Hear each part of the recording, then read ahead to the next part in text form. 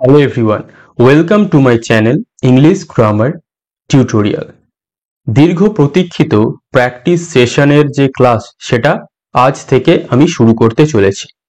তোমরা সবাই জানো এর আগে আমি WBP এবং কেপি কনস্টেবলের জন্য একটা ফুল ফ্রি কোর্স তোমাদেরকে প্রোভাইড করেছিলাম, যেখানে ৬২টার মতো ক্লাস আমি দিয়েছিলাম।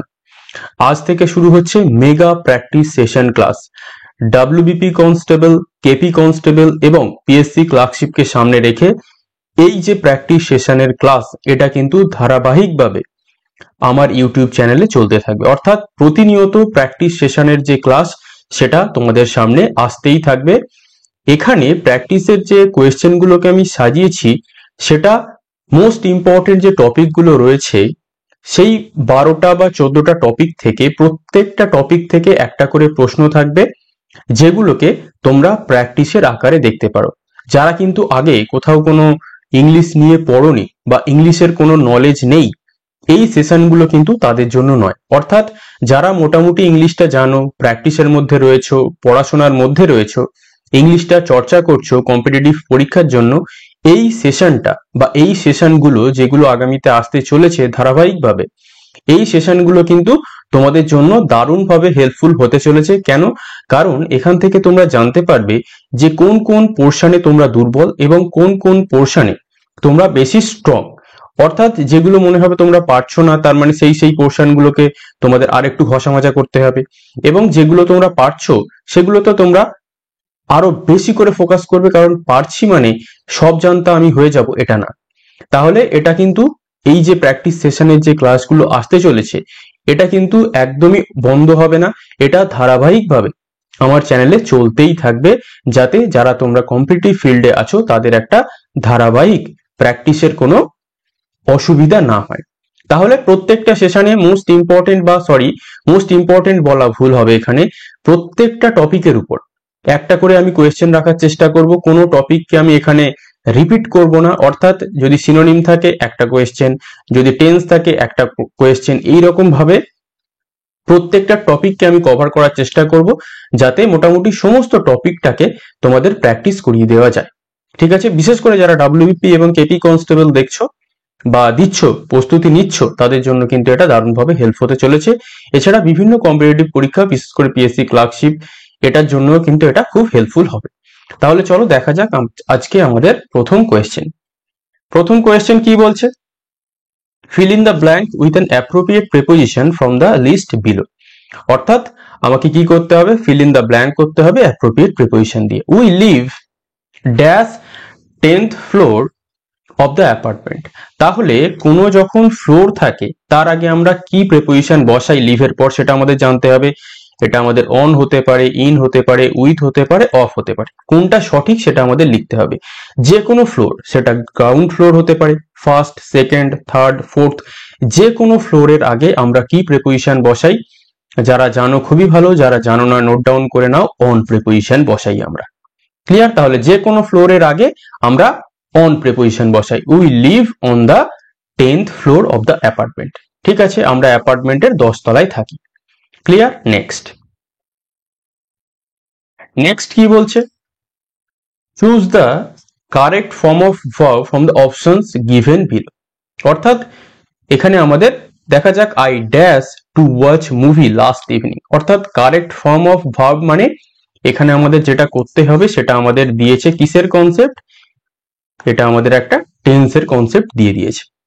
দেখা যাক, হ্যাভ গন হবে, হ্যাড হবে, নাকি হ্যাজ বিন গন হবে, নাকি ওয়েন্ট টু হবে। তাহলে আমরা কি জানি? যখনই আমরা কোনো জায়গায় লাস্ট ওয়ার্ডটা দেখব, তখন আমরা চোখ বন্ধ করে সেটাকে কি করে দেব? পাস্ট সিম্পল টেন্স করে দেব। আর এখানে পাস্ট সিম্পল কোথায় আছে? আমরা কি জানি? গো, ওয়েন্ট, গন। তাহলে এটা হচ্ছে আমাদের পাস্ট। তাহলে I went to watch movie last evening. আগের দিন সন্ধ্যেবেলা আমি কোথায় গেছিলাম? সিনেমা দেখতে গেছিলাম। তাহলে কনসেপ্ট মনে থাকবে, যখনই কোনো সেন্টেন্সে লাস্ট আছে, এখানে আরো একটা কনসেপ্ট তোমরা দেখে নাও। অনেক সময় থাকে অ্যাগো, এই ওয়ার্ডটা দেখলেও তোমরা সেখানে কি করে দেবে? Past simple tense. Clear? Next, তাহলে এটা আমাদের টেন্সের কনসেপ্ট হয়ে গেল। নেক্সট এটা আছে একটা ন্যারেশন চেঞ্জ। কি আছে? He said to me, I have never seen such an intelligent boy in my life. তাহলে এটা কিসে আছে? পাস্টে আছে। ইনভার্টেড কমার মধ্যে যেটা আছে সেটা কি আছে? প্রেজেন্ট পারফেক্ট রয়েছে। তাহলে আমরা কি জানি? রিপোর্টিং ভার্ব যদি পাস্টে থাকে তাহলে রিপোর্টেড স্পিচে গিয়ে ইনভার্টেড কমার মধ্যে যেটা আছে তার প্রেজেন্ট পারফেক্ট থাকলে সেটা পাস্ট পারফেক্ট হয়ে যায়। তাহলে ন্যারেশনের একটা ট্রিক দেখে রাখো, তোমরা সবসময় অপশন অনুযায়ী যাওয়ার চেষ্টা করবে। দেখো এখানে কি আছে? হি সেড টু মি আছে, আর আমরা কি জানি সেড থাকলে সেটা কি হয়ে যায়? টোল্ড হয়ে যায়। হি টোল্ড মি আছে। Such an intelligent boy was never seen, তাহলে এখানে আমাদের ভার্বের কোনো সামঞ্জস্য নেই, প্যাসিভ করে দিয়েছি। The boy was so intelligent, কোনো সামঞ্জস্য নেই। তাহলে আমাদের করতে হবে কি? He told me that. তাহলে দেখো ভয়েস চেঞ্জ এবং ন্যারেশন চেঞ্জ যখন তোমরা করবে তখন অবশ্যই অপশন অনুযায়ী যাওয়ার চেষ্টা করবে, তাহলে সেটা তোমরা 2 থেকে 3 সেকেন্ডের মধ্যে সলভ করতে পারবে। তাহলে he told me, said to এর পরিবর্তে টোল্ড হয়ে গেছে, এবং হি হ্যাড নেভার এদিকের যেটা কি ফার্স্ট পারসন থাকলে সেটা এদিকের সাবজেক্ট অনুযায়ী হয়। ন্যারেশন চেঞ্জ যারা জানো না তোমরা, তারা আমার ন্যারেশনের ফুল কোর্স করানো আছে, ক্র্যাশ কোর্সে গিয়ে দেখে নিতে পারো। এবং had never seen present perfect থেকে ওটা পাস্ট পারফেক্ট হয়ে গেছে। ক্লিয়ার? তাহলে ন্যারেশন করতে গেলে তার পুরো কনসেপ্ট ক্লিয়ার রাখতে হবে। ফুল ন্যারেশন কোর্স করানো আছে, তোমরা প্লে লিস্টে গিয়ে দেখে নিতে পারো। 4 নম্বর কোয়েশ্চেন কি বলছে? Find out the appropriate word that befits নয়, that fits the underlined part of the sentence. After a long discussion, the meeting has been put off. তাহলে পুট অফ এর মানেটা কি সেটা আমাদের জানতে চাওয়া হয়েছে। তাহলে এটা একটা কিসের কনসেপ্ট? এটা আমাদের একটা ফ্রেজাল ভার্বের কনসেপ্ট। পুট অফ মানে কি? কোনো কিছুকে পিছিয়ে দেওয়া। তাহলে আফটার এ লং ডিসকাশন, অনেকটা আলোচনার পর, the meeting has been put off, মিটিংটাকে কি করা হয়েছিল? মিটিংটাকে পিছিয়ে দেওয়া হয়েছিল। তাহলে স্টাফ মানে কি? কোনো কিছুকে বদ্ধ করে দেওয়া বা পূর্ণ করে দেওয়া। ডিলে মানে কি? দেরি করা। ট্রান্সফর্ম মানে কি? পরিবর্তন করে দেওয়া। আর পোস্টপোন করা মানে কি? পোস্টপোন করা মানে হচ্ছে কিছুকে পিছিয়ে দেওয়া। তাহলে পুট অফ মানে সঠিক উত্তর কি হয়ে যাবে? পুট অফ এর সঠিক উত্তর হয়ে যাবে পোস্টপোন করে দেওয়া। ক্লিয়ার? তাহলে এটা ছিল আমাদের একটা ফ্রেজাল ভার্বের কনসেপ্ট। ক্লিয়ার? নেক্সট 5 কি বলছে? Complete the idiom. তাহলে এখানে বলছে ইডিয়ম একটা কি করতে হবে দেখা যাক। আই ডু নট ট্রাস্ট, আমি বিশ্বাস করি না।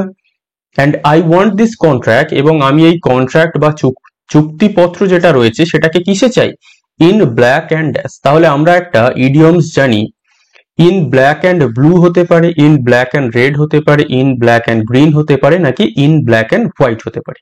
তাহলে আমরা কি জানি? ইন ব্ল্যাক অ্যান্ড হোয়াইট মানে কোনো কিছুকে রিটেন ফরম্যাটে দেওয়া, বা যেটাকে আমরা বাংলাতে বলি লিখিত আকারে দেওয়া, অর্থাৎ কোনো কিছুকে রিটেন ফরম্যাটে দেওয়া। অর্থাৎ আমরা যখন কোনো একটা কিছু কিনি, জমি জায়গা বা কোনো একটা কিছু কনস্ট্রাকশন করতে চাই, সেখানে আমরা একটা লেখালেখি করে নিই, যাতে পরবর্তীকালে মতের অমিল হলে আমরা ওই জিনিসটাকে দেখিয়ে সবকিছু ঠিক করতে পারি। তাহলে ইন ব্ল্যাক অ্যান্ড হোয়াইট মানে হচ্ছে কোনো কিছুকে লিখিত আকারে দেওয়া। ক্লিয়ার? নেক্সট 6 কি বলছে? Choose the correct spelling from the options given below. কি আছে? গ্রিভান্স। গ্রিভান্স মানে হচ্ছে কোনো কিছুর অভিযোগ। গ্রিভান্স মানে কোনো কিছুর অভিযোগ। সঠিক স্পেলিং কি? GRIEVANCE, grievance. GRIEVANCE, grievance. ঠিক আছে? তাহলে অপশন বি আমাদের সঠিক উত্তর। যারা জানো না নোট ডাউন করে রাখবে। নেক্সট 7 কি বলছে? Find out the given words, find out from the given words the opposite of defend. Defend মানে কি? কোনো কাউকে রক্ষা করা। তাহলে রক্ষা করা, তার অপোজিট বা বিপরীত শব্দ কি? সেভ করা, বিপদ থেকে বাঁচানো। রিটার্ন করা মানে কি? ফিরিয়ে দেওয়া। রিট্যালিয়েট করা মানে কি? রিট্যালিয়েট করা মানে হচ্ছে কাউকে প্রতি আক্রমণ করা, অর্থাৎ কেউ তোমাকে মারলো, তুমি তাকে একটা গালে চড় মেরে দিলে। এরপরে হচ্ছে পাউন্স। পাউন্স মানে হচ্ছে আমরা যেটা বলতে পারি ওই কোনো কিছুকে ছো মেরে নিয়ে চলে যাওয়া। ঠিক আছে? ছো মেরে নিয়ে চলে যাওয়া। ঠিক আছে? তাহলে অপোজিট। ডিফেন্ড করা, ডিফেন্ড মানে কি? কাউকে রক্ষা করছো তুমি। রক্ষা করার বিপরীত কি হবে?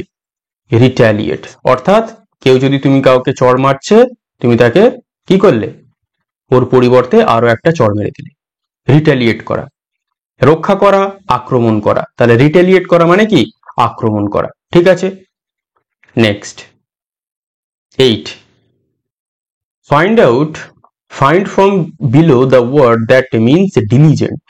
Diligent মানে হচ্ছে যেটাকে আমরা বলি কঠোর পরিশ্রমী, যে খুব কঠোর পরিশ্রম করতে পারে। তাহলে আমাদের চাকরি পেতে গেলে আমাদের কি হতে হবে?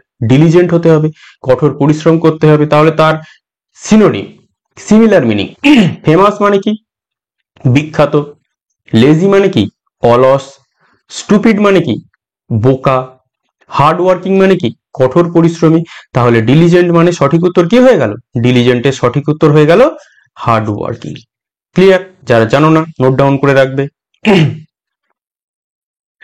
Choose the appropriate collective noun. কিছু সময় দেখা যাচ্ছে যে ডাব্লিউবিপি কনস্টেবলে বা বিভিন্ন পরীক্ষায় এইবার কিন্তু কালেকটিভ নাউন আসছে। আর একটা জিনিস আসছে যেটা আমি তোমাদের প্র্যাকটিস সেটে করাবো, সেটা হচ্ছে রেটোরিক। রেটোরিক মানে কি? ওই সিমিলি, মেটাফোর, মেটোনমি, সিনোকডকি, অ্যালিটারেশন, এগুলো। এর আমি একটা ইন ডিটেলে ক্লাস আনবো যাতে এটা তোমরা খুব সহজে বুঝতে পারো। একদম বেসিক জিনিসটা আমি ক্লিয়ার করে দেবো। তাহলে collective noun, a dash of cattle, গবাদি পশুর যে কালেকটিভ নাউন সেটা কি? হর্ড, হার্ব, হার্ড, প্যাক। তাহলে সঠিক উত্তর কি? এ হার্ড অফ ক্যাটেল। তাহলে কালেকটিভ নাউন তোমাদের কি করতে হবে? কালেকটিভ নাউনের একটা লিস্ট থাকে, সেই লিস্টটাকে মুখস্থ করে নিতে হবে, কারণ এটা যদি মুখস্থ না থাকে আমরা কিন্তু করতে পারবো না।